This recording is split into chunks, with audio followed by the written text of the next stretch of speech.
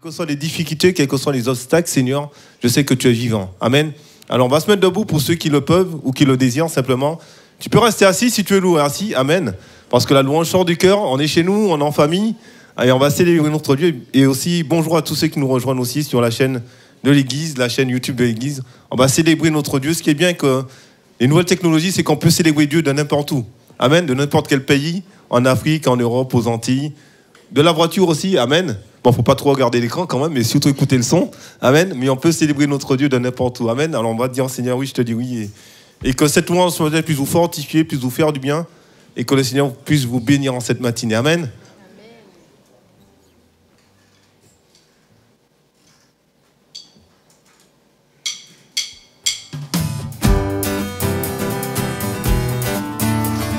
On peut taper des mains.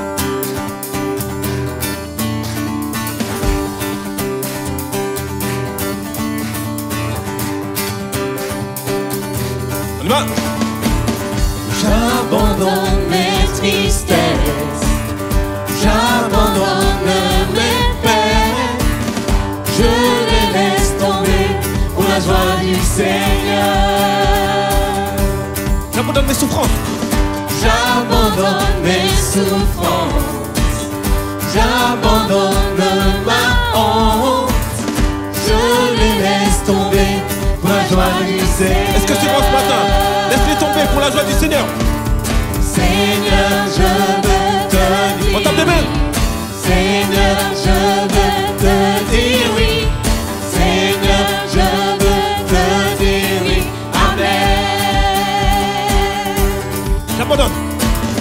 J'abandonne mes souffrances, j'abandonne mes peines, je les laisse tomber pour la joie du Seigneur.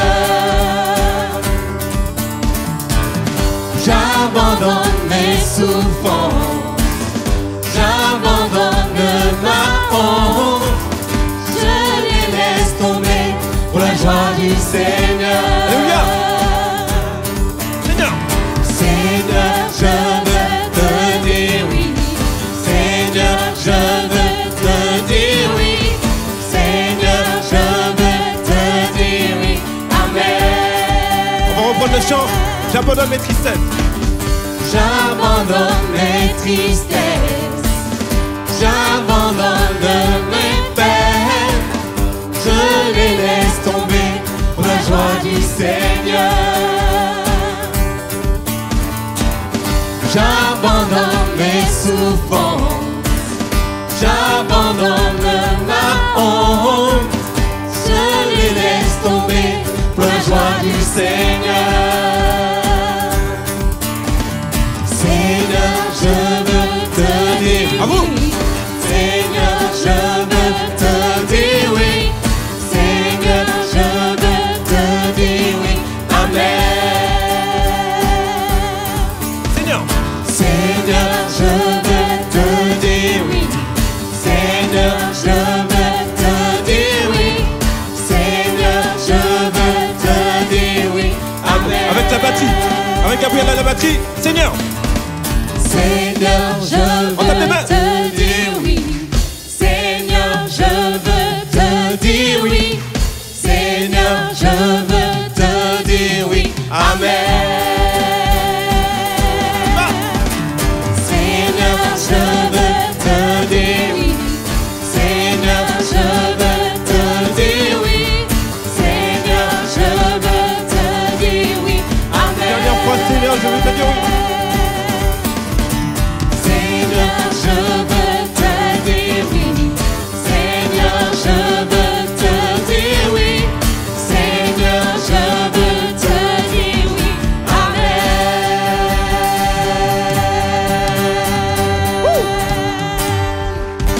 Alléluia.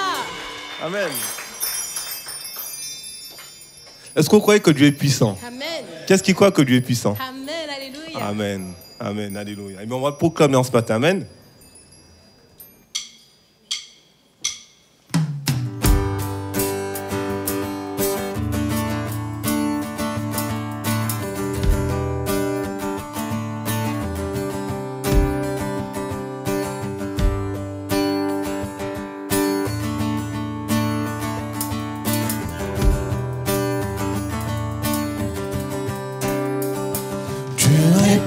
puissant, il est juste et grand, il peut tout accomplir. Plus grand que nos pensées, plus grand que nos désirs, il a fait de grandes choses. Élevé, il a vaincu la mort. Oui, et lui, mon Dieu est puissant. En son nom, j'ai la victoire. Le Seigneur, mon Dieu est puissant.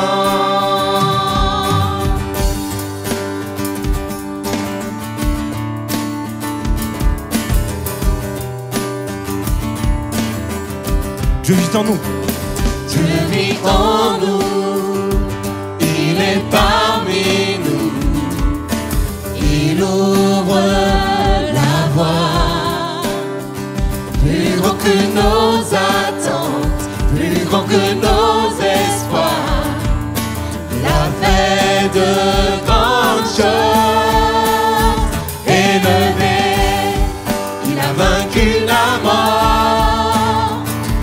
Et lui, mon Dieu est puissant. En son nom, j'ai la victoire. Le Seigneur, mon Dieu est puissant.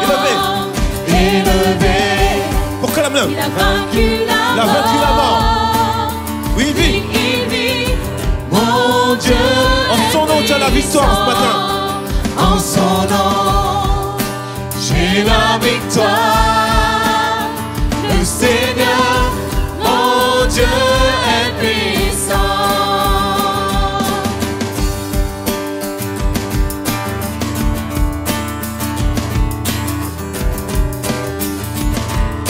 Dieu est ici. Dieu est ici. Sa grâce nous conduit. Il ne s'éloigne jamais. Il ne s'éloigne jamais. Dieu est pour nous. Ses bras sont ouverts. Il nous tient dans sa main. Il nous tient dans sa main. Dieu est ici. Sa grâce nous conduit. Il ne s'éloigne jamais. Il ne s'éloigne jamais. Dieu est pour nous. Ses bras sont ouverts. Il nous tient dans sa main. Il nous tient dans sa main. Élevé, il a vaincu la mort. Oui, et lui, mon Dieu est puissant. En son nom, j'ai la victoire. Le Seigneur, mon Dieu est puissant. Élevé, il a vaincu la mort.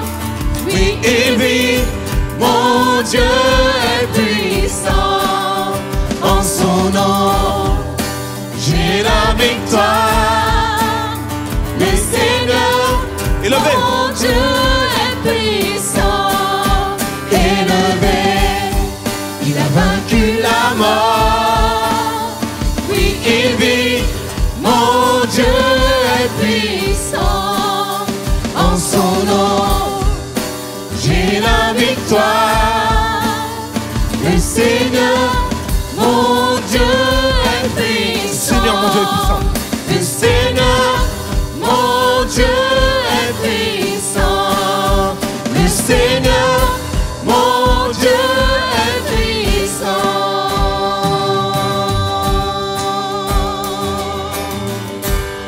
Alléluia. Alléluia. Le Seigneur, mon Dieu, est puissant. Seigneur, merci pour cette grâce que tu nous permets, Seigneur, d'être en Seigneur ce matin, Seigneur. Merci parce que tout est grâce en toi, Seigneur, mon Dieu. Merci, Seigneur, mon Dieu, pour ta présence, Seigneur. Merci pour mon frère et ma soeur qui est venu ici, Seigneur, mon Dieu, pour te louer, pour t'adorer ce matin, Seigneur. Merci parce que je crois que tu as quelque chose pour quelqu'un ce matin, Seigneur. Merci parce que tu dis que tu es le Dieu qui agit, Seigneur. Tu es le Dieu de l'impossible, Seigneur. Lorsque les portes peuvent rester fermées, toi, tu les ouvres, Seigneur, mon Dieu. Merci parce que tu es Dieu vivant, Seigneur. En ce matin, nous t'adorons, nous te louons, Seigneur. Parce que tu mérites la gloire, tu mérites l'adoration de nos cœurs, Seigneur. Certes, Seigneur, nous ne sommes pas parfaits, Seigneur. Nous croyons qu'à la croix, tu as donné ta vie pour nous, Seigneur. Et que ton sang nous lave, ton sang nous justifie, Seigneur. Ton sang nous renouvelle, Seigneur. Et nous croyons ce Dieu qui est puissant. Oui, mon Dieu est puissant, je le crois, Seigneur. Dans le nom de Jésus. Est-ce qu'on peut élever le nom de notre Dieu ce matin? Tous ensemble, alléluia. Amen. Nous entendons ce chant qui nous dit que il vient sur les nuées, amen. Les rois du monde s'inclineront. Sur la terre, on a des rois, on a des présidents. Ils ont l'autorité sur nous, amen. Dieu nous dit de respecter les autorités qu'il a établies sur la terre, mais quand le Seigneur reviendra, ces présidents, ces rois se courberont et s'inclineront devant lui. Parce que notre roi est le roi des rois. En anglais, the king of the king. Okay? Donc, on a un Dieu qui est grand. Et ce qui est merveilleux, c'est que nous sommes enfants de ce roi. Donc, mon frère, ma soeur, tu es prince et princesse en ce matin. Amen. Si tu ne le savais pas, je te le dis. Amen. Parce que ce chant nous dit, le roi du monde, il vient sur nous et les rois du monde s'inclineront. Amen. Les chaînes seront brisées. Et les cœurs en déclarent la louange à notre Dieu. Qui peut arrêter ton Dieu en ce matin? Alléluia. On va le confesser en ce matin. Et je vais inviter les fois qui ont été désignés pour le service de la Sainte Seine de se préparer. Amen.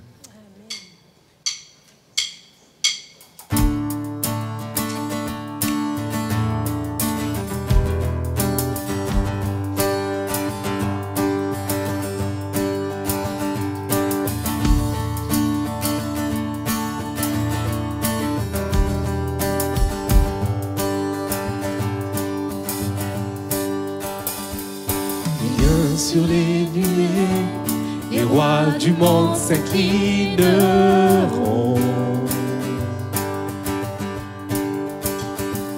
Les chaînes seront brisées quand le cœur déclare sa louange.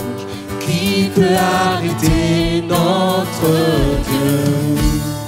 Notre Dieu est le lion, le lion de Juda. Il rugit puissamment et il combat pour nous.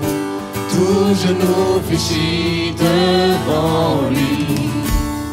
Notre Dieu est l'agneau, l'agneau sacrifié pour les péchés du monde. Son sang brise les chaînes. Tout genou fléchit devant le lion et l'agneau.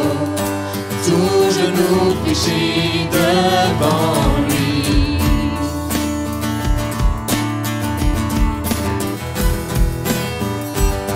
On peut taper des mains si vous voulez. Alléluia, c'est une victoire. Ouvrez grand les portes, laissez entrer le roi des rois. Laissez entrer le roi des rois. Le Dieu qui vient sauver et libérer tous les captifs. Qui peut arrêter notre Dieu? Notre Dieu est le lion de Juda. Il rugit puissamment et il combat pour nous. Tout genou fléchit devant lui. Notre Dieu est l'agneau sacrifié pour les péchés du monde. Son sang brise les chaînes. Tout genou fléchit devant le lion et l'agneau. Tout genou fléchit devant lui.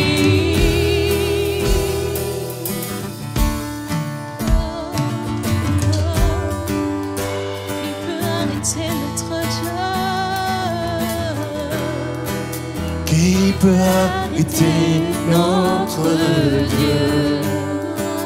Qui peut arrêter notre Dieu?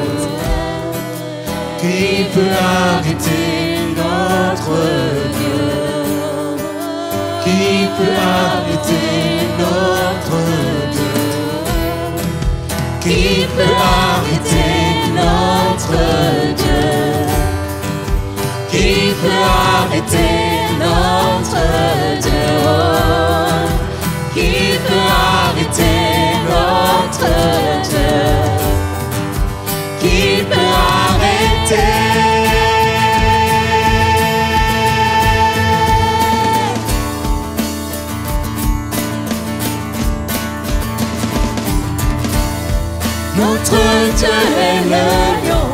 Le lion de Juda, il rugit puissamment et il combat pour nous. Tout genou fléchit devant lui. Notre Dieu est l'agneau sacrifié pour les péchés du monde.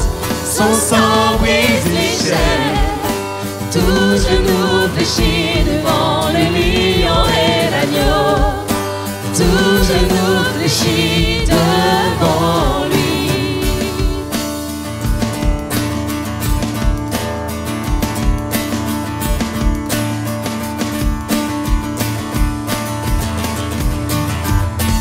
Amen.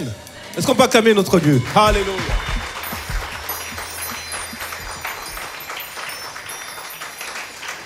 Amen, alléluia. C'est bon de louer le Seigneur. Amen, hein? Alléluia.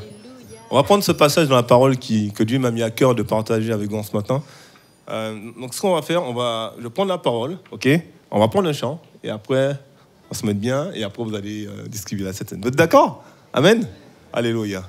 Donc notre pasteur est d'accord, c'est bien. Ok, j'attends que Julien mette pour moi le verset.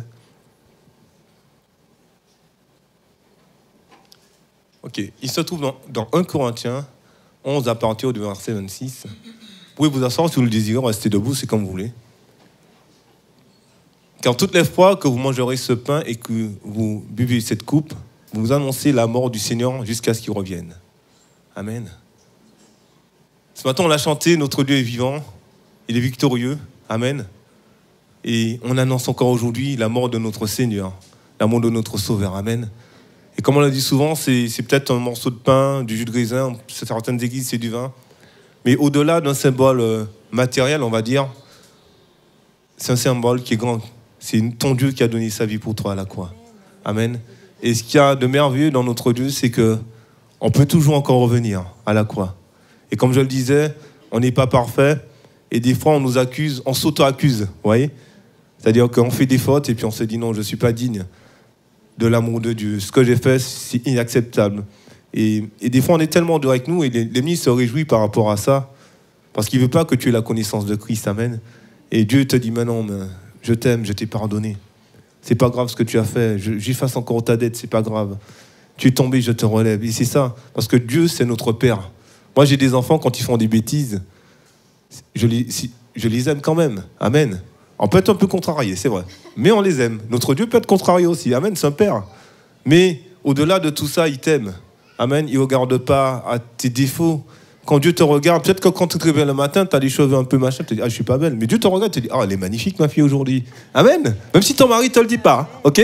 Ou inversement, ta femme ne te le dit pas. Mais notre Dieu est tellement bon, c'est qu'il ne regarde pas ton... Il t'a créé simplement, amen. Et quand il te voit, il voit sa création. Il voit quelque chose de beau, quelque chose de bien. Il voit un serviteur, une servante.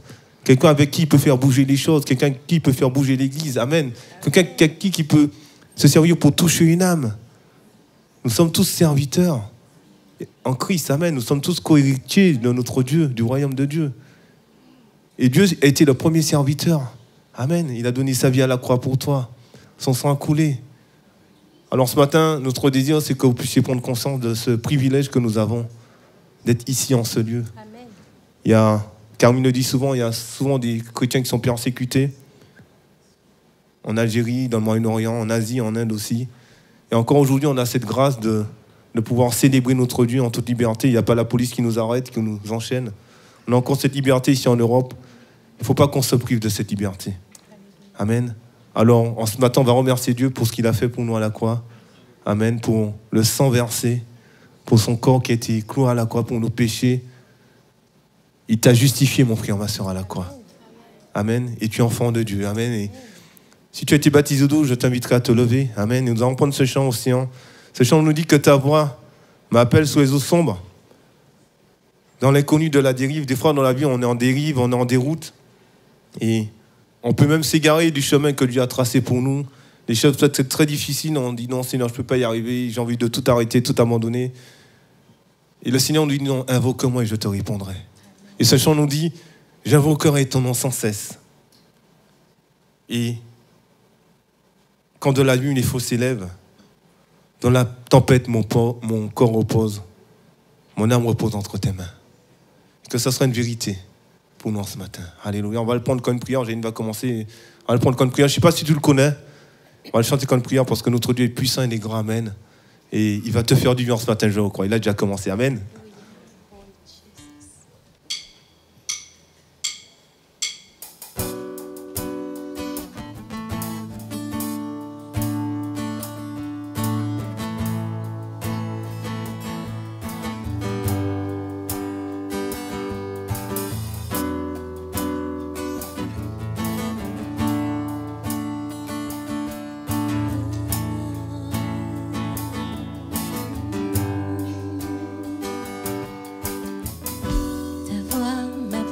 Sur les eaux sombres, dans l'inconnu de la dérive, par ta présence au grand mystère, ma foi résiste à l'océan. J'invoquerai ton nom sans cesse. De l'abîme les flots s'élèvent. Dans la tempête, mon âme repose entre tes mains. Je suis à toi et tu es bien.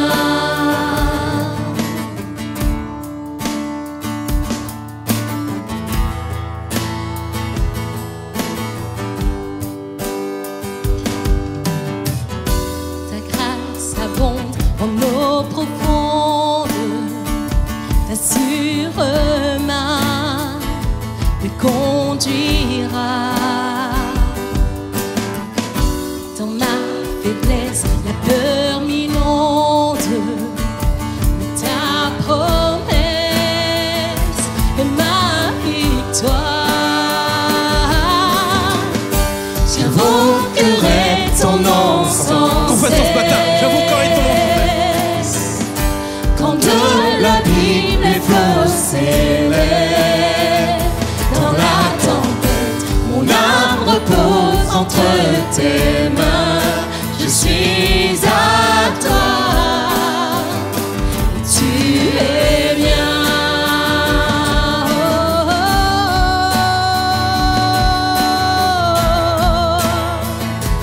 Tu es bien.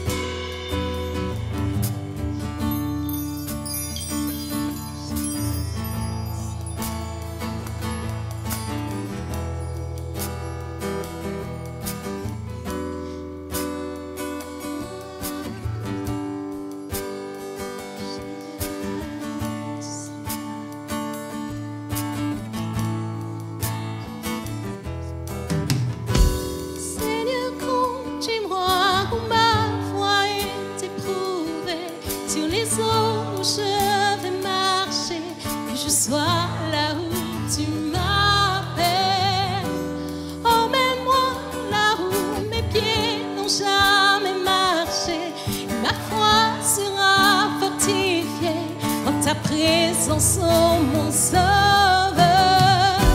Seigneur, conduis-moi où ma foi est éprouvée, sur les eaux où je vais marcher, que je sois là où tu m'appelles.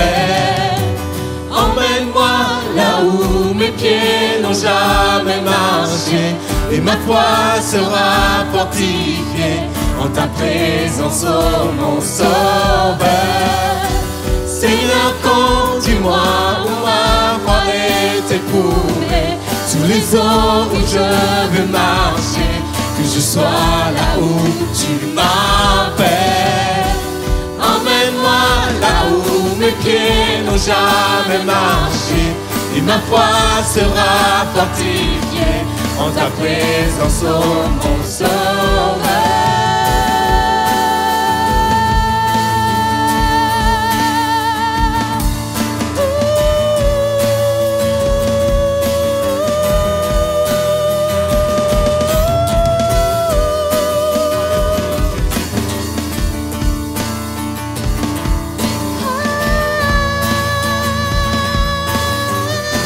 Dis-moi. Seigneur, conduis-moi où ma foi est éprouvée. Confesse-toi ce matin. Sur les eaux, oui, je veux marcher. Que je sois là où tu m'appelles. Emmène-moi là où mes pieds n'ont jamais marché. Et ma foi sera fortifiée en ta présence, oh mon sauveur. Seigneur, conduis-moi où ma foi est éprouvée. Sur les eaux, oui, je veux marcher. Que je sois là où tu m'appelles. Emmène-moi là où mes pieds n'ont jamais marché. Et ma foi sera fortifiée en ta présence, oh mon sauveur. Seigneur, conduis-moi où ma foi est éprouvée. Sur les eaux où je veux marcher. Que je sois là où tu m'appelles. Emmène-moi là où mes pieds n'ont jamais marché. Et ma foi sera fortifiée dans ta présence, oh mon sauveur.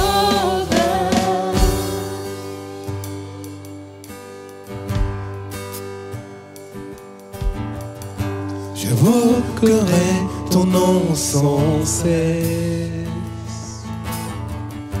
Quand de l'abîme les flots s'élèvent, dans la tempête, mon âme repose entre tes mains. Je suis à toi, tu es mien.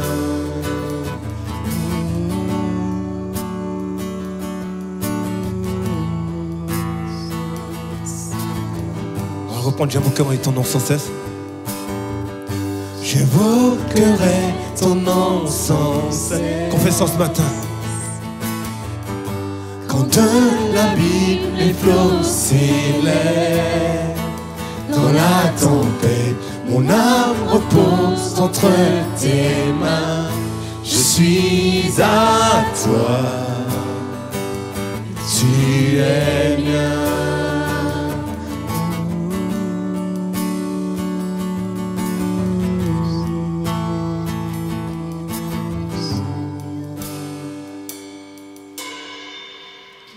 Alléluia, merci Seigneur. Merci beaucoup Père éternel pour cette journée Seigneur où nous pouvons te louer, où nous pouvons t'adorer Seigneur. Même si Seigneur nous nous levons tous les jours Seigneur, c'est une grâce que tu nous fais de nous accorder ton souffle de vie. Seigneur, je te bénis pour la vie de tous mes frères Seigneur, de toutes mes sœurs Seigneur ici en ce lieu. Et Seigneur, je te rends grâce Seigneur parce que ma vie Seigneur, tout est grâce Seigneur, uniquement par toi. Seigneur, avant nous ne pouvions pas Seigneur nous approcher Seigneur, venir dans ta présence Seigneur, mais maintenant nous avons libre accès en toi Jésus-Christ. Seigneur, merci beaucoup pour ton sacrifice, Seigneur. Merci beaucoup, Seigneur, pour ton sang, Seigneur, qui a coulé à la croix pour nos péchés, Seigneur, et pour nos fautes. Seigneur, nous allons prendre, Seigneur, cette sainte scène, Seigneur, ce repas, mon Dieu, en mémoire, Seigneur, et pour nous souvenir que toi, tu reviens, Seigneur, que tu reviens bientôt et que nous sommes que passagers sur cette terre. Seigneur, tu as dit que ceux qui t'aiment, ils gardent, Seigneur. Ils obéissent à tes commandements, Seigneur, et ils les gardent près d'eux. Alors, Seigneur, nous allons prendre ce repas, Seigneur, avec fierté, Seigneur. Non pas avec tristesse, Seigneur, ou désespoir. Mais, Seigneur, nous prenons ce repas, Seigneur, parce que nous avons l'espoir que tu reviendras tous nous chercher, mon roi. Merci beaucoup pour ce que tu fais, Seigneur. Et merci beaucoup, Seigneur, pour nos vies, Seigneur, parce que tout est grâce. Merci, Jésus. Amen. Alléluia. On a passé encore longtemps, mais on va peut-être laisser la place à Julien, parce qu'il y a une bonne nourriture à nous porter ce matin, amen. Qu'il soit béni, priez pour lui, pour Mathilde aussi, les enfants, amen. Nos frères vont passer dans les rangs et compter ce que vous avez mis à part pour l'œuvre de notre Dieu, amen. Donc, nos jeunes frères vont passer, amen, dans les rangs. Donc, on va se mettre debout, on va prendre ce chant, on va proclamer que notre Rédempteur vit encore, amen. Et on va sauter de joie, on va crier, on va faire trembler les murs ce matin, notre Rédempteur vit, amen.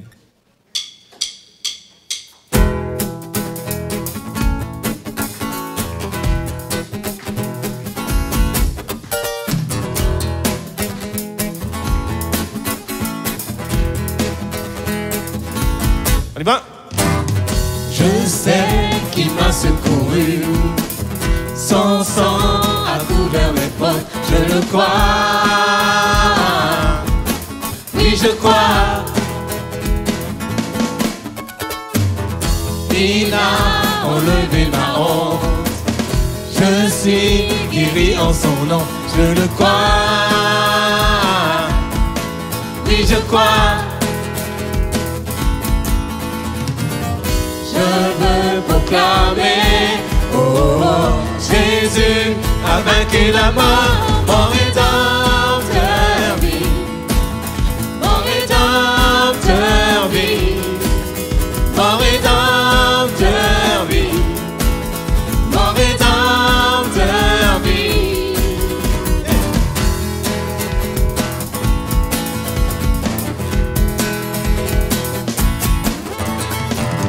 Je sais qu'il m'a secouru, son sang a couvert mes bords, je le crois. Est-ce que tu es encore ce matin? Oui, je crois.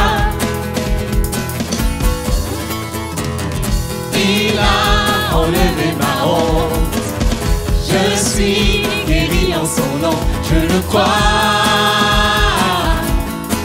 Oui, je crois. Je veux proclamer, oh, oh, oh, Jésus a vaincu la mort, mon rédempteur vit, mon rédempteur vit, mon rédempteur vit, mon rédempteur vit, mon rédempteur vit, mon rédempteur vit. Mon rédempteur vit, mon rédempteur vit. Tu prends mon fardeau et tu l'emportes. Alors je danse sur les sommets, je vois venir ton règne. Avec la batterie. Mon rédempteur vit, mon rédempteur vit, mon rédempteur vit, mon rédempteur On va changer de tempo. mon rédempteur vit, mon rédempteur vit, mon rédempteur vit, mon rédempteur vit, Mon rédempteur. mon rédempteur vit, mon rédempteur, mon rédempteur vit, mon rédempteur, mon rédempteur vit, mon rédempteur, mon rédempteur, Mon rédempteur vit. mon rédempteur, mon rédempteur vit, mon rédempteur, mon rédempteur vit, mon rédempteur, mon rédempteur vit, mon rédempteur, mon Mon rédempteur vit, dernière fois. On le complète. mon rédempteur vit, mon rédempteur, mon rédempteur vit, mon rédempteur, mon rédempteur vit, mon rédempteur, mon rédempteur vit, mon rédempteur vit. Alléluia. Amen. Alléluia. Vas-y, Kevin. Seigneur, nous ne cesserons jamais de te dire assez merci pour l'œuvre que tu as accomplie dans nos vies, Seigneur, pour ton sacrifice à la croix. Merci, Seigneur, pour ton peuple ici présent. Je te prie de les bénir, Père, de bénir les offrandes, de bénir ceux qui ont mis de côté quelque chose pour la construction et l'édification de ton Église. Père, je te prie de nous donner un cœur aimant, un cœur partagé, apporter notre soutien aux peuples qui sont opprimés et qui ont faim à travers le monde. Seigneur, reçois toute la louange et l'adoration qui vient de nos cœurs. Au nom de ton Fils Jésus-Christ. Amen.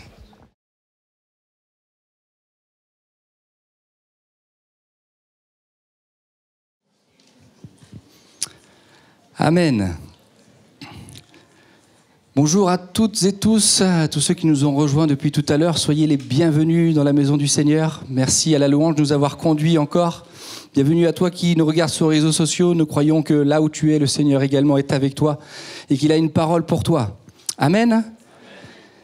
On a déjà mis les petits tabourets, comme je l'ai évoqué les semaines passées. J'aime bien que les enfants soient avec nous, et particulièrement aujourd'hui sur ce que le Seigneur a pu placer sur mon cœur. Il a une parole pour les petits, les plus jeunes comme les plus âgés. Amen. Et un seul mot du Seigneur suffit. Amen. Et je veux juste rectifier ce que dit mon frère, sans que ça le vexe, bien entendu. Ce n'est pas laisser la place à Julien, mais laissons la place à la parole de Dieu. sans...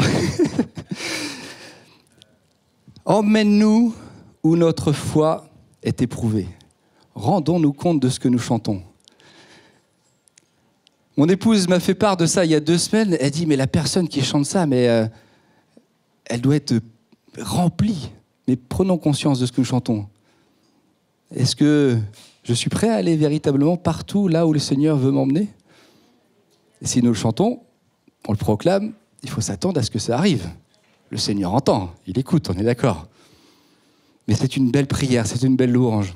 Parce que oui, le Seigneur, je pense qu'il veut nous ouvrir un peu plus nos cœurs, il veut nous emmener là où nous ne sommes pas capables. Amen. Et dans ce chant également, et je bénis le Seigneur parce qu'il y a toujours un petit clin d'œil pour le prédicateur. Ça l'encourage de savoir s'il est sur la bonne voie ou pas. Il est dit, mon âme entre tes mains. Qu'est-ce que c'est que mon âme ?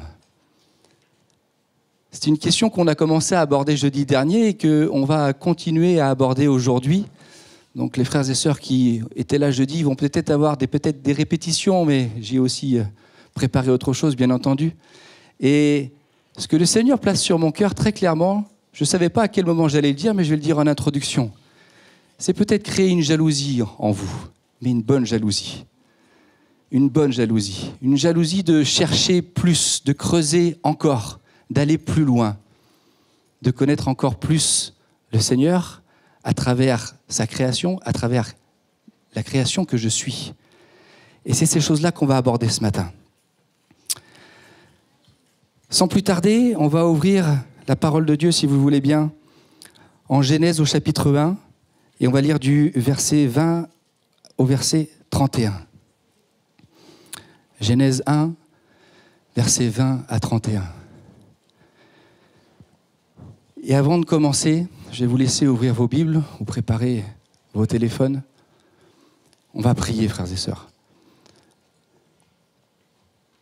Seigneur Jésus, nous sommes là devant toi, Seigneur, avec ce cœur ardent de vouloir plus te connaître, de vouloir, Seigneur, comprendre ce que ta parole nous dit, Seigneur.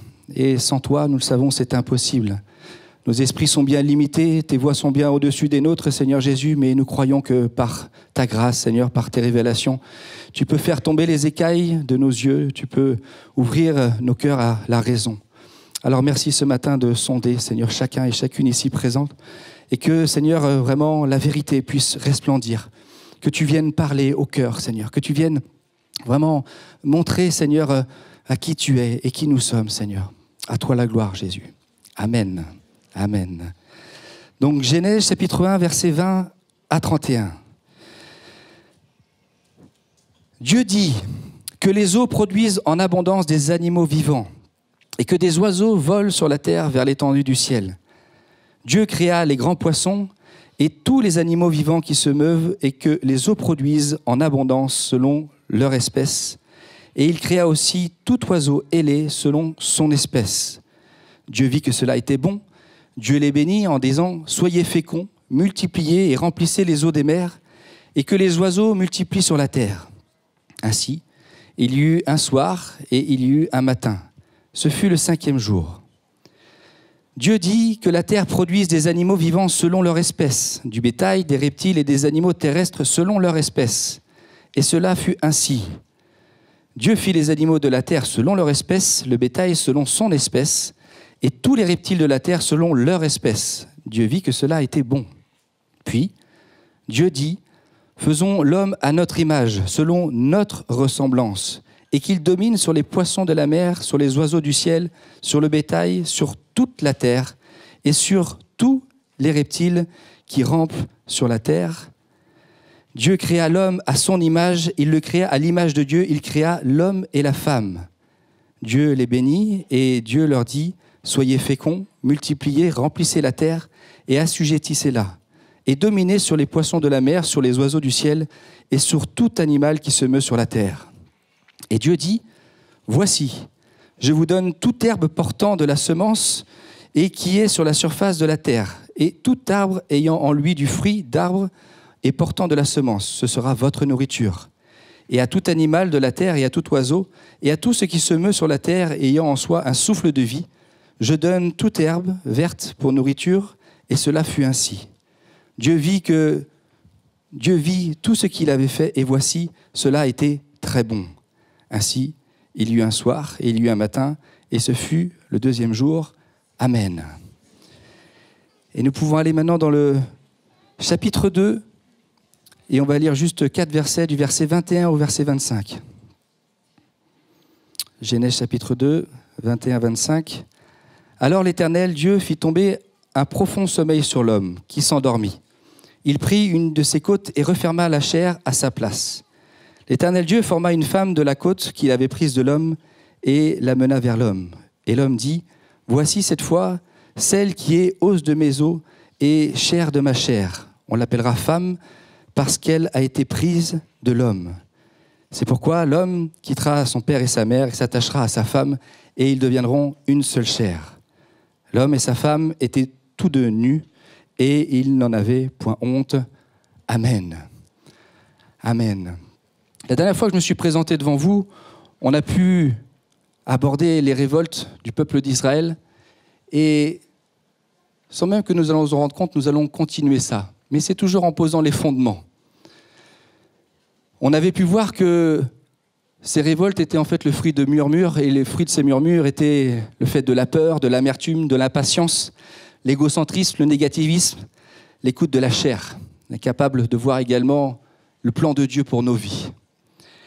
Le manque également de confiance en Dieu, et peut-être des serviteurs ou des paroles que Dieu peut donner par les uns ou par les autres. Mais avant de continuer, ce que Dieu a placé sur mon cœur, c'est qu'il y a une nécessité de comprendre de quoi nous sommes faits. Pourquoi nous sommes, tout comme le peuple d'Israël, en proie à ces choses. Vous vous rappelez, ces choses leur sont arrivées pour que ce soit un exemple pour nous. Et si certains ont péri dans le désert, c'est pour nous donner cet exemple et que nous ne tombions pas dans ces mêmes travers. Mais la réalité, c'est quoi ? C'est que nous pouvons et nous tombons bien souvent dans ces travers-là. Il faut être honnête. Mais pour bien comprendre, le Seigneur m'a vraiment placé sur le cœur, et c'est aussi de communiquer le fruit de toute cette année d'études, en fait, pour vous dire. Je vous ai parlé de théologie, et on a été un petit peu plus loin jeudi, en parlant de théologie systématique. Bien entendu, un dimanche, c'est compliqué d'aborder toutes ces choses, mais c'est là encore pour vous donner une envie ou créer peut-être une jalousie de ce qu'on a pu faire et de ce qu'on pourra faire. Vous savez, on entend nombre de théories, nombre d'analyses, et je m'en garderai bien moi-même. Il faut rester humble. Dieu est tout-puissant, il est le créateur de l'univers. Qui sommes-nous pour venir mettre en question quoi que ce soit ? Mais il nous a donné la parole. Et il est nécessaire aussi de sonder les Écritures, réellement. Que nous soyons comme les chrétiens de Béret, qui, jour après jour, étaient en train d'ouvrir les Écritures et de chercher si ce qui leur a été dit était vrai. Et vous savez, je pense que dans notre génération, à combien plus forte raison nous en avons besoin ? Parce que nous arrivons dans les temps de la fin et nous avons tout vent de doctrine. Et l'apôtre Paul nous le dit bien, gardez-vous de ces choses-là. Mais vous savez, ce n'est pas l'homme devant vous qui peut le faire à votre place. Et ce n'est pas sur un petit créneau comme ça. Nous pouvons bien entendu le faire chez nous, mais je pense qu'il est nécessaire quand même que nous nous réunissions les uns et les autres pour confronter ce que nous comprenons de la parole de Dieu. Comme je vous l'ai déjà dit, ce n'est pas ce que moi je comprends qui est important. Ce qui est important, c'est ce que la parole de Dieu me dit. Et ce que je n'ai pas dévoilé jeudi dernier sur ce qu'on a pu aborder, mais c'est, vous allez le comprendre tout à l'heure, c'est certains érudits qui pensent certaines choses et d'autres qui pensent autre chose. Mais nous le verrons en conclusion, là n'est pas l'important. Donc si je donne juste la définition de la théologie systématique, aujourd'hui on peut faire de la théologie historique. Pourquoi l'Église en est là, par exemple ? On peut faire de la théologie sur le Nouveau Testament. Qu'est-ce que me dit le Nouveau Testament sur l'amour de Dieu ? Qu'est-ce que me dit l'Ancien Testament sur l'amour de Dieu ? Il y a différentes façons d'aborder la parole de Dieu. Et la théologie systématique nous dit qu'elle nous enseigne ce que l'ensemble de la Bible nous dit aujourd'hui sur différents sujets. Et la théologie systématique, en fait, elle traite ces sujets d'une manière soigneuse, d'une manière ordonnée et dans le détail. Et tout ça afin de pouvoir faire un résumé, je dirais, solide, un résumé véritable, vrai. D'accord ?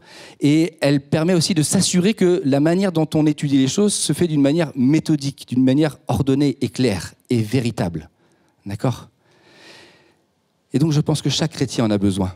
Je ne pense pas que ce soit juste le prédicateur qui en ait besoin, mais chaque chrétien qui fait face à toute situation et qui est aujourd'hui en proie à toute forme d'enseignement, et particulièrement nos enfants. Donc nous n'allons pas faire de la théologie systématique ce matin, mais sachez-le, en tout cas les jeudis soirs, j'ai à cœur de pouvoir faire ça avec vous. Parce que là aussi, comme je l'ai dit dimanche, la richesse, elle est entre nous. Et là, on ne va pas pouvoir échanger comme nous l'avons fait jeudi dernier, où j'ai posé des questions et c'est un échange. Mais je vous encourage à venir pour qu'il puisse y avoir cet échange. Parce que la richesse, c'est ce que je suis, mais c'est ce que vous êtes chacun d'entre vous. Amen. Là aussi, quand j'ai préparé, j'ai bien eu conscience que les enfants étaient là. Et je vais leur demander d'ouvrir grand leurs oreilles. Parce que vous le savez, nous avons été également au fruit de cet enseignement, quand nous allons dans les écoles, de la théorie de l'évolution. Et on peut voir pour certains qui vont dans les écoles privées l'incohérence qu'il peut y avoir, où en même temps on leur dit que Dieu existe et qu'on a été créé par lui, et que d'un autre côté on a été le fruit d'une larve qui est sortie de l'eau. Donc je pense que c'est important aussi, et c'est, je pense, mon rôle de reclarifier certaines choses qui sont de la parole de Dieu.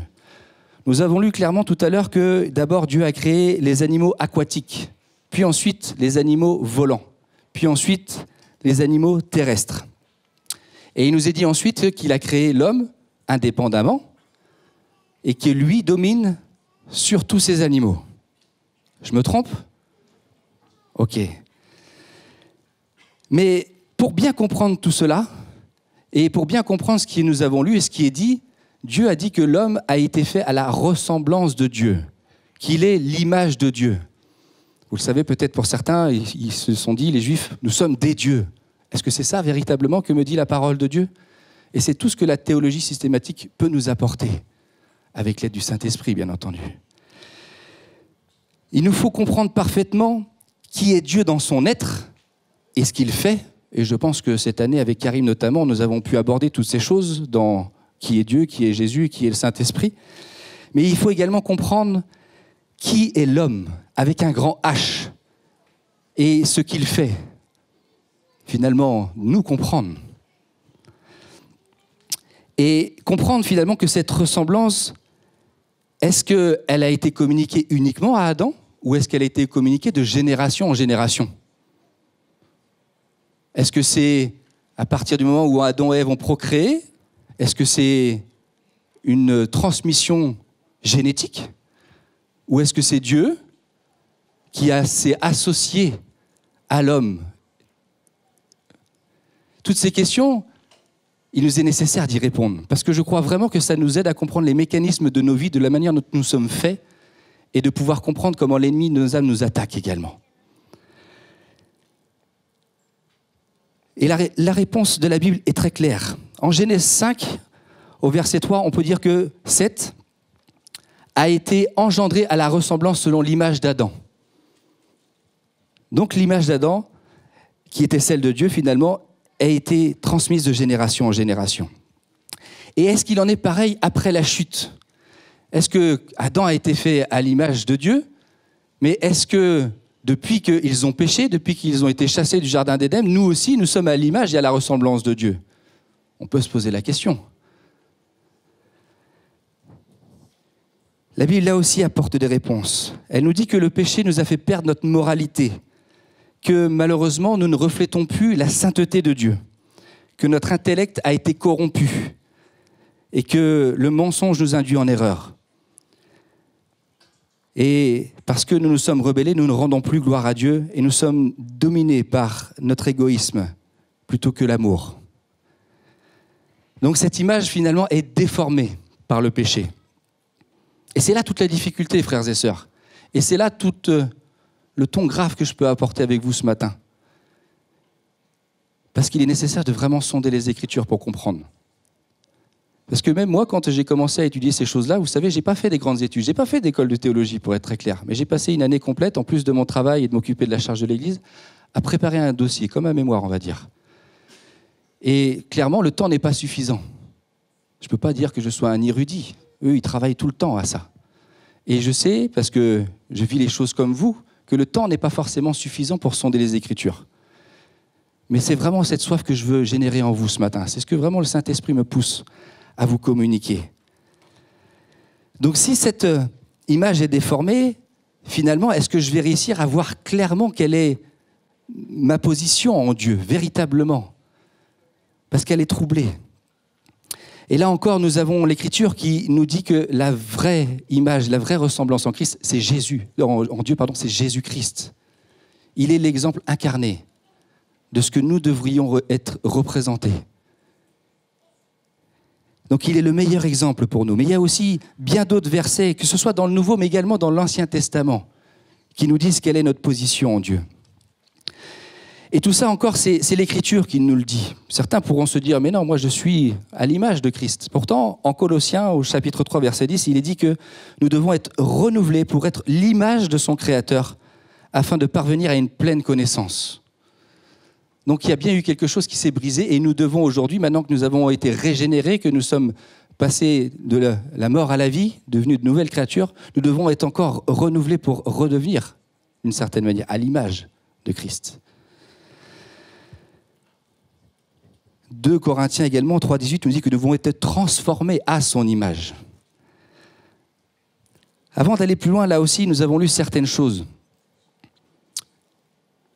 Quand nous parlons de homme, quand Dieu dit qu'il créa l'homme, est-ce que c'est juste l'homme dans la masculinité? On a pu lire, et on peut le voir encore dans un texte qui est toujours en Genèse, mais que nous n'avons pas lu, il nous dit que lorsque Dieu a créé l'homme, il le fit à la ressemblance de Dieu, il créa l'homme et la femme. Il créa l'homme et la femme. Oui, il a créé l'homme en premier, mais il a créé l'homme et la femme dans une égalité. Il montre tous les deux cette image de Dieu, dans une relation harmonieuse l'un et l'autre. Nous ne serions pas là aujourd'hui s'il n'y avait pas eu Ève. Nous sommes d'une égalité aux yeux de Dieu. Et d'ailleurs, Jésus le montre dans le fait qu'il s'adresse principalement à des femmes dans l'Évangile, avec la Samaritaine, avec Marie, avec bien d'autres. Il a restauré, entre guillemets, ce que l'homme a pu pervertir avec le temps. D'accord ? Et donc, ils sont bien en égalité et en dignité et d'une importance égale. Et par contre, ils sont malgré tout différents dans leur rôle. Et c'est là aujourd'hui où notre société met un peu de désordre dans nos esprits. Il n'y a pas de... J'allais dire, il y en a certains qui disent qu'il n'y a pas de sous-métier, mais il n'y a pas de sous-poste dans le couple. Nous avons un équilibre, chacun doit être à sa place. Et c'est différent dans tous les couples d'ailleurs, parce que les personnalités sont différentes. Et nous n'avons pas à juger que dans certains couples, il y en a qui ne font pas comme dans mon couple. Certains vont dire, moi l'épouse, je suis fait pour rester à la maison, garder les enfants. D'autres vont dire, non, moi je vais travailler. Mais peu importe, nous n'avons pas à en juger. Si l'équilibre dans le couple se trouve, merci Seigneur. Merci Seigneur. Donc, et c'est ce que nous allons aborder ce matin, quand nous parlons de l'homme, c'est avec un grand H, homme et femme. Donc, mesdames, vous avez aussi, bien entendu, des paroles pour vous ce matin.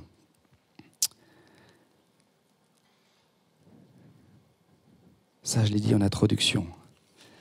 Donc, ne soyez pas troublés pour ceux qui étaient là jeudi dernier. En fait, nous avons fait une thèse, une argumentation. Nous allons la faire encore ce matin, mais vous verrez qu'en fait, il y a une antithèse, une contre-argumentation. Nous avons vu et nous avons parlé de l'homme. En théologie, on appelle l'anthropologie. D'accord ? Et donc, ce que j'avais à cœur, comme je vous l'ai dit, c'est de comprendre les mécanismes de ce que nous sommes faits.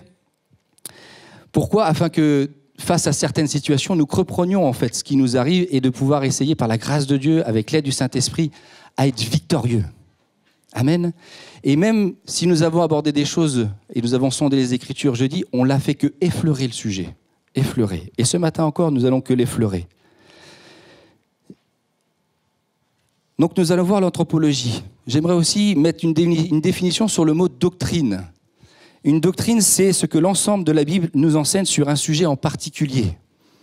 Donc là, c'est qu'est-ce que la Bible me dit sur le sujet de l'homme?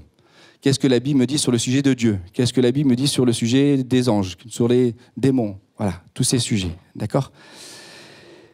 Et donc, quand nous regardons sur l'étude de l'anthropologie de l'homme, on peut voir que l'homme a une origine, et nous l'avons lu. Et dans cette origine, on peut le voir que nous sommes une création spéciale. C'est Dieu qui a fait cette création.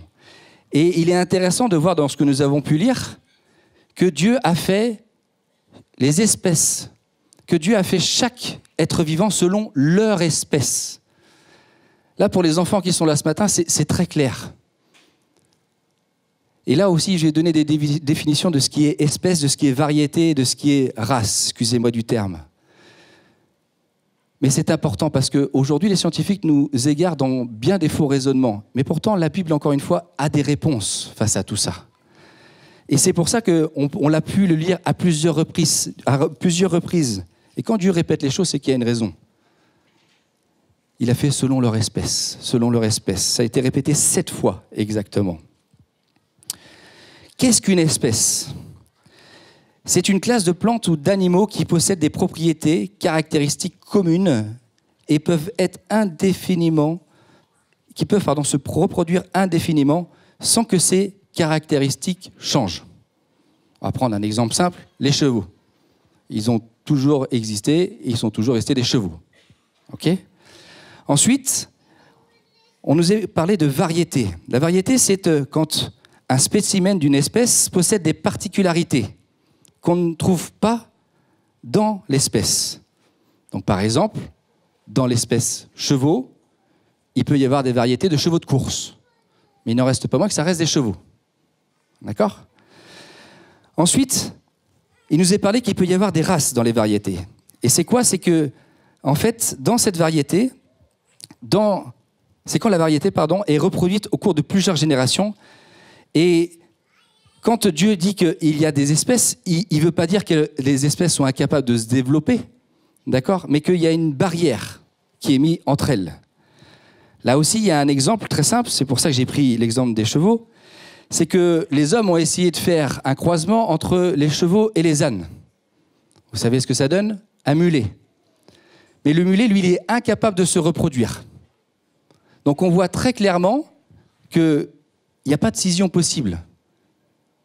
Il n'est pas possible, là clairement, si on prend de la théorie de l'évolution, que d'une bactérie dans laquelle il y a eu la vie, l'étincelle de vie, et qu'il y a eu la multiplication, et on ne sait comment, parce que les scientifiques ne l'expliquent clairement pas, ils n'ont aucun argument pour dire comment l'évolution s'est faite, et il y a pu y avoir à partir de cette simple molécule toutes les variétés et les espèces que nous pouvons retrouver sur la Terre, dont les plantes, les animaux et nous-mêmes. Et donc la Bible nous dit que chacun était fait selon son espèce. Donc les choses sont catégorisées. D'accord ? Donc ça, c'est un argument.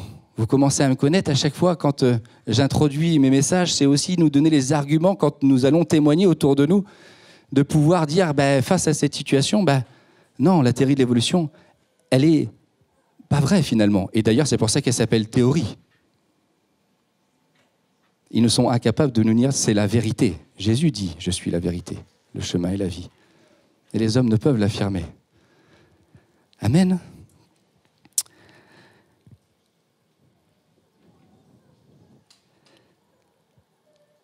Et donc, là aussi, certains, ils vont dire que les animaux, l'homme peut descendre de l'animal, mais on voit clairement qu'il y a une différence entre les animaux. Alors oui, les animaux sont ingénieux, et d'ailleurs, l'homme copie énormément ce que les animaux font. Mais il y a cette différence dans le fait que les animaux, même s'ils construisent des maisons, ils sont incapables de fabriquer des outils pour construire ces maisons. Ils sont incapables de faire des grands édifices comme nous pouvons les faire. Ils sont incapables même de louer Dieu, d'honorer Dieu, de se réunir pour avoir un culte. Donc on voit là aussi qu'il y a une différence. Ils ne sont pas également, comme l'homme, ingénieux jusqu'à avoir créé le feu. Vous voyez ? je suis ce matin bien conscient que je survole et que ça va forcément créer énormément d'interrogations dans vos cœurs. Mais il n'y a pas le choix malheureusement que de survoler, puisque je n'ai plus que 10 minutes pour parler. Tout ça pour vous dire, il faut sonder les Écritures. Je vais créer des questions en vous ce matin qui vont rester peut-être sans réponse. Mais c'est stratégique.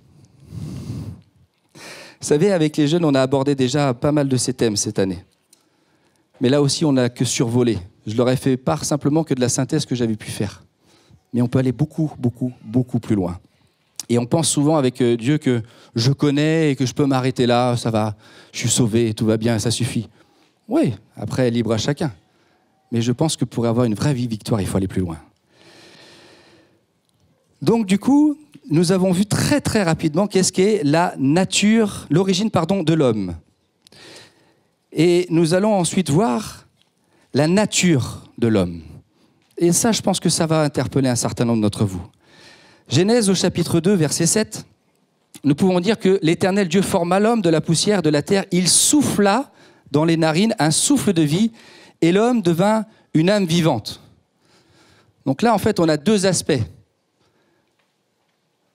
Le corps et l'âme. D'accord ? La poussière est rien d'autre que l'image du corps. Dieu a formé l'homme dans son corps, et pour qu'il ait la vie, il a soufflé à l'intérieur de l'homme, et la vie lui a été donnée, il est dit qu'il est devenu une âme vivante. D'accord ? Donc certains vont dire que l'homme est fait de corps et âme. Mais si on prend notre texte, qui nous est écrit en 1 Thessaloniciens, chapitre 5.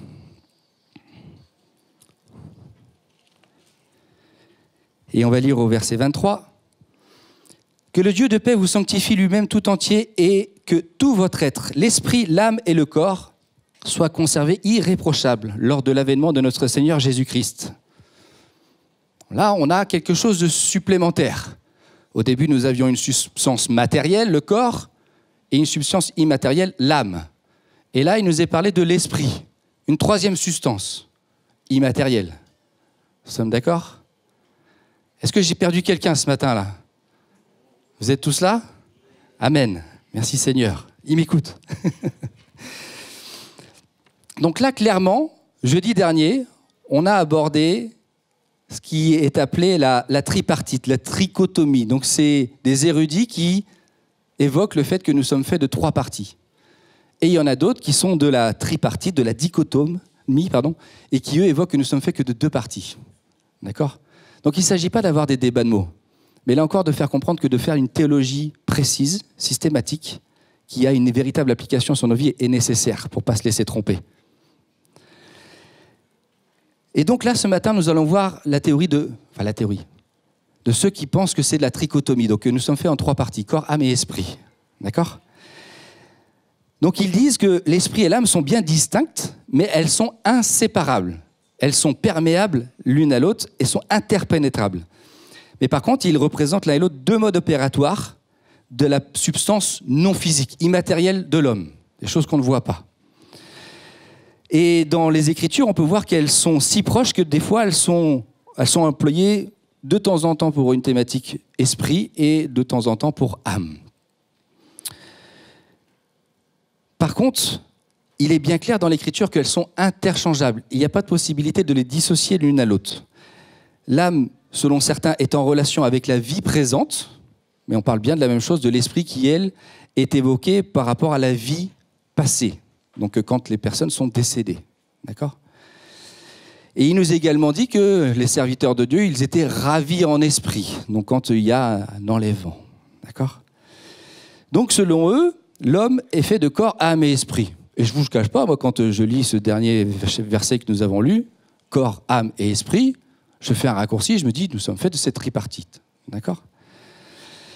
Il nous est donc parlé, et il détaille, de l'esprit humain. Donc ils vont prendre tous les versets qui ont attrait à l'esprit humain.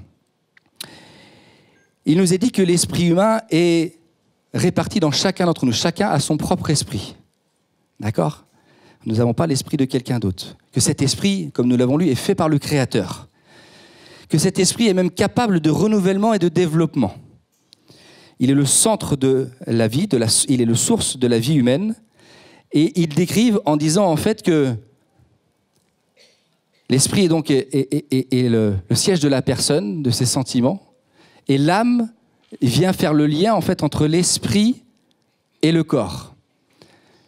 Ils disent que l'esprit donc est la vie et que c'est l'âme qui met en, j'allais dire marionnette, mais qui donne la vie, qui communique la vie au corps. D'accord ? Et donc c'est pour ça qu'ils disent que les animaux ont une âme, mais ils n'ont pas d'esprit. D'accord ? Parce qu'ils ont la vie, et comme c'est l'âme qui communique la vie, les animaux ont une âme. D'accord ? Et c'est pour ça qu'ils sont également doués d'intelligence. D'accord ? Ils prennent bien entendu un nombre de versets importants que je ne vous cite pas parce qu'on n'aurait pas le temps ce matin, mais en Nombre, en Job, en Psaume, en Genèse, mais également dans le Nouveau Testament.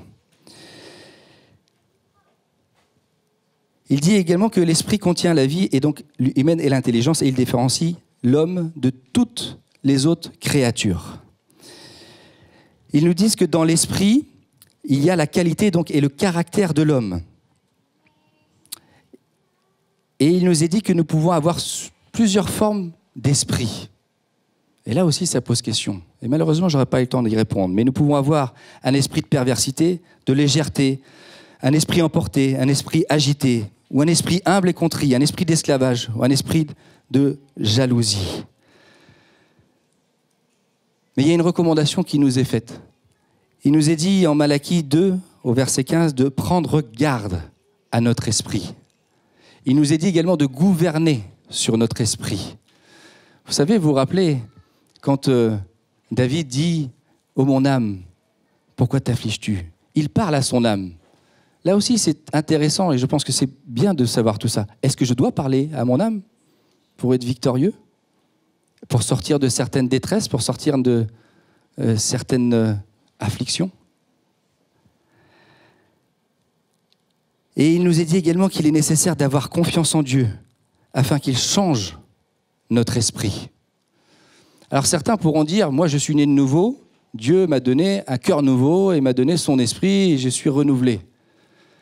Oui, mais si je laisse le Saint-Esprit me sonder, est-ce que des fois je n'ai pas un esprit tel que je l'ai entendu tout à l'heure ? Un esprit emporté, je plaide coupable. Est-ce que je n'ai pas des fois un esprit de jalousie, un esprit envieux ? Est-ce que c'est pour autant que j'appartiens pas à Christ ? Est-ce que c'est, excusez-moi, je suis possédé ? On va mettre les choses au clair. Nous sommes le temple du Saint-Esprit. Il ne peut pas y avoir de compromis.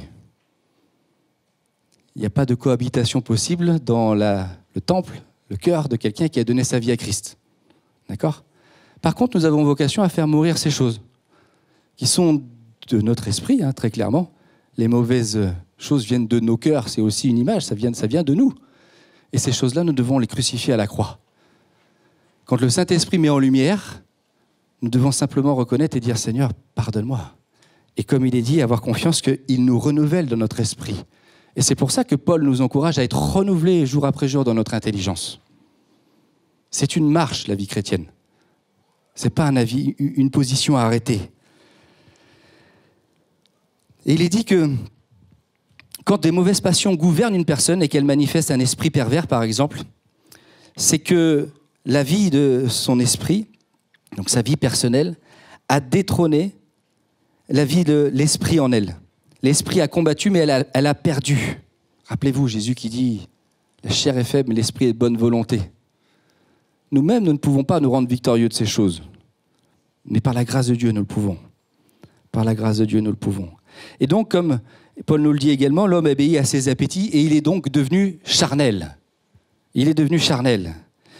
Et donc, il est nécessaire d'avoir un esprit nouveau.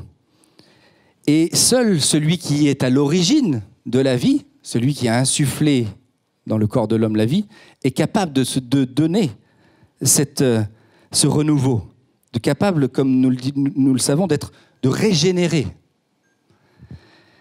Et alors, c'est alors que nous deviendrons donc des êtres spirituels, comme là encore nous dit Paul. Mais cependant, nous le savons, nous avons cette nature qui nous amène à vivre dans notre coin, enfin, C'est difficile de venir à Dieu, hein. C'est un vrai combat de la chair contre l'esprit. Et c'est pour ça que nous aurons vocation toute notre vie à revenir à la source, à être renouvelés jour après jour. Et je vous encourage à venir chercher la face de Dieu. Je sais qu'il nous appelle jour après jour, mais c'est à nous de faire le détour. Lui, il l'a déjà fait. Vous voyez, le temps est déjà imparti. Et j'ai parlé que de l'esprit.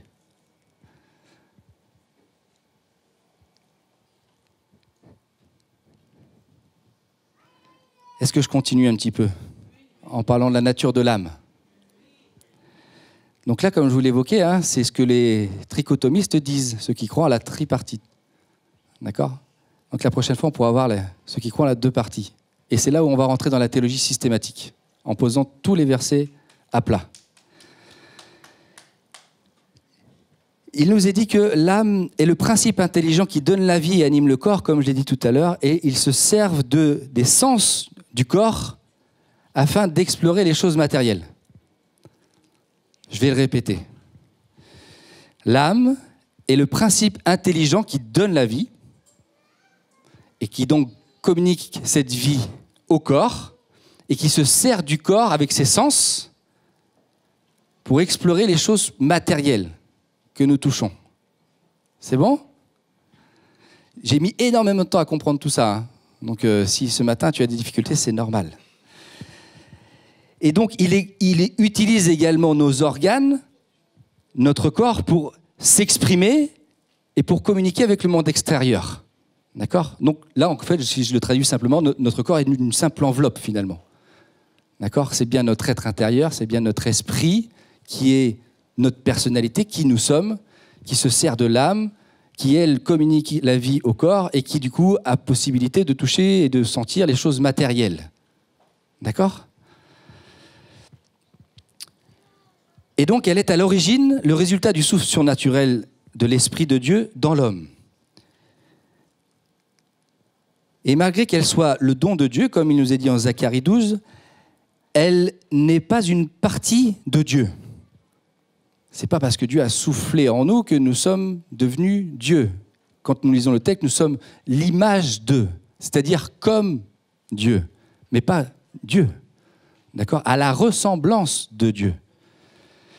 Pourquoi? Parce que l'âme pêche. Ce n'est pas le corps qui pêche. C'est nous. C'est notre être intérieur qui péchons. C'est les mauvais désirs qui sont dans le fond de notre cœur, comme il est dit. Et d'ailleurs, là aussi, il est nécessaire de se dire, mais alors du coup, le cœur, c'est quoi? C'est l'esprit. Vous voyez les portes que j'ouvre? Mais c'est la parole qui donne des réponses à tout ça, frères et sœurs.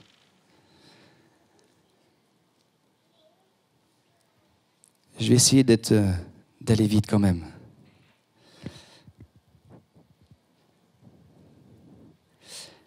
Il nous est dit que chaque âme représente donc chaque personne. Donc, quand la Bible nous parle d'une âme, ça représente une personne. Et on a plusieurs textes qui nous disent ça. En Romains, par exemple, en Exode également, quand il nous est dit qu'il y avait 70 âmes, ça veut dire 70 personnes. D'accord? Et il y a une différence également avec les anges. La Bible nous dit que les anges sont des esprits. D'accord? Et donc, s'ils sont des esprits qui n'ont pas de corps, ils n'ont pas besoin, ils n'ont pas d'âme en tout cas. Parce que cette vie, elle est dans l'esprit, il n'y a pas besoin de l'âme qui fait le lien entre les deux. D'accord? Et c'est pour ça que là encore, nous sommes une créature spéciale par rapport aux anges. Parce qu'il y a cette différence. Et c'est là où on a cette similarité avec Dieu.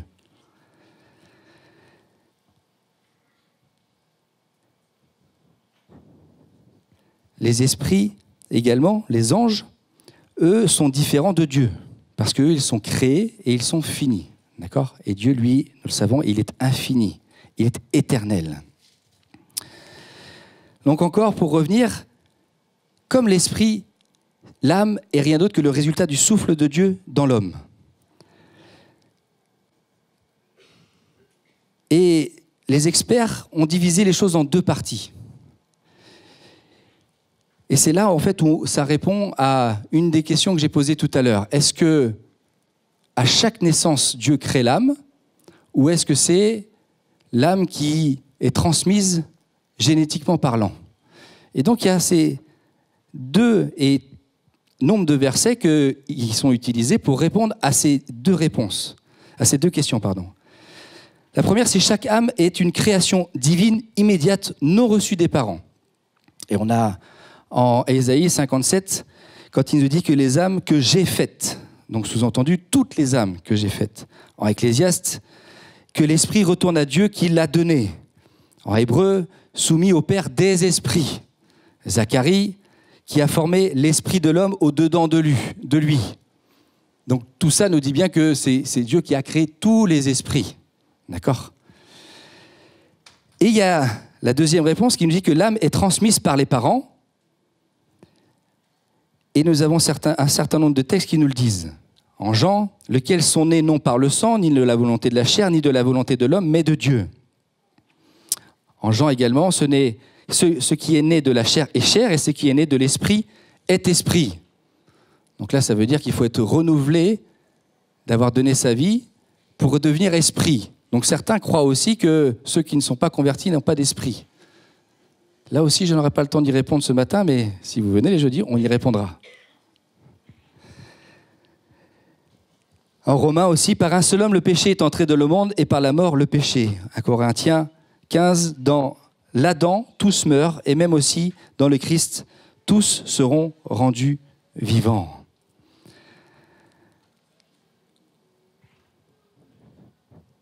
J'essaie de synthétiser mes notes en même temps que je vous parle pour que ce soit le plus clair possible. Il synthétise et il résume les choses en disant que l'homme engendre l'homme en coopération avec le Père des esprits, qui lui contrôle et pénètre le monde par sa puissance. Et on a des textes aussi en référence quand il est dit que car en lui nous vivons et nous nous mouvons et nous sommes. En lui également qui soutient toutes choses par sa parole puissante. Donc je le reformalise, il dit que nous créons, nous procréons et que nous le faisons en fait, nous, de la manière corporelle et que nous travaillons en collaboration avec Dieu qui place l'âme dans la personne, dans l'enfant. D'accord ?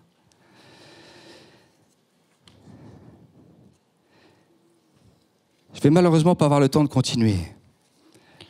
Et je veux simplement redire ce que j'ai dit en introduction.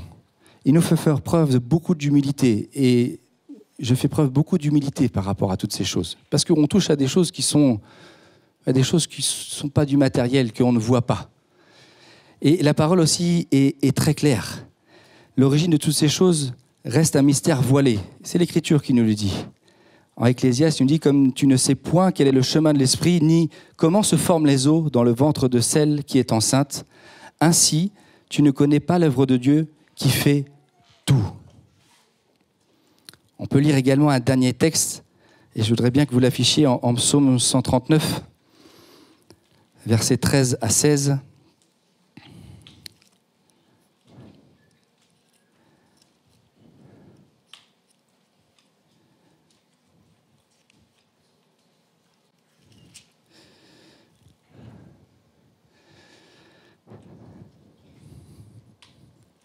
C'est toi qui as formé mes reins, qui m'as tissé dans le sein de ma mère. Je te loue de ce que je suis une créature si merveilleuse. Tes œuvres sont admirables et mon âme le reconnaît bien. Mon corps n'était point caché devant toi lorsque j'ai été fait dans un lieu secret, tissé dans les profondeurs de la terre. Quand je n'étais qu'une masse informe, tes yeux me voyaient.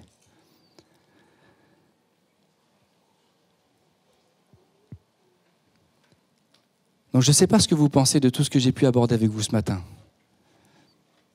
Et vous savez, j'ai abordé ça jeudi dernier et je me suis interrogé, Seigneur, est-ce que je dois faire encore une prédication ? Est-ce que je dois apporter autre chose ? Et je n'ai rien eu d'autre à cœur que d'aborder ce message avec vous ce matin. Tout ça encore, je le redis, il est nécessaire de sonder les Écritures, de méditer. Et même en les méditant, on peut se rendre compte qu'on peut se tromper. Paul nous le dit, nous ne tromperons pas par des faux raisonnements, nos faux raisonnements. Il nous faut toute la grâce de Dieu pour saisir, pour comprendre. Comme je vous l'ai évoqué également les dernières fois, même la théologie ne suffit pas. Il nous faut la révélation. Et béni soit le Seigneur parce que nous sommes dans une église remplie de l'Esprit. Sans l'aide de l'Esprit, ce n'est pas possible. Sans également avoir ce cœur qui désire ardemment saisir comprendre. C'est pas possible. Amen. Seigneur, je te bénis pour ces instants que nous venons de passer encore. Seigneur, c'est des choses qui sont difficiles à aborder, Seigneur. Pardon pour les manquements, pardon de ce qui peut être de l'homme, Seigneur Jésus.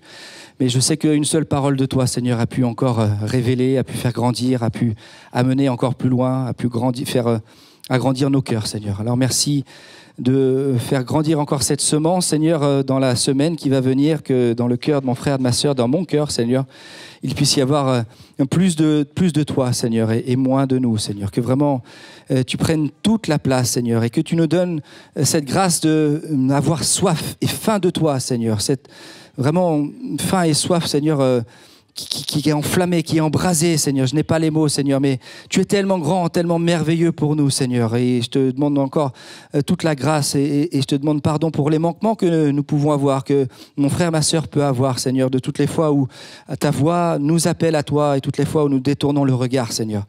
Mais merci parce que tu es ce Dieu fidèle, tu es ce Dieu patient, tu es ce Dieu plein de compassion. Et tu, Seigneur, nous renouvelles ce matin, Seigneur. Et je crois que les écluses des cieux s'ouvrent et que ton esprit sonde les cœurs et les reins. Et viens, Seigneur, entre jointure et moelle, comme le dit ta parole, entre corps et âme et esprit. Au nom de Jésus. Amen.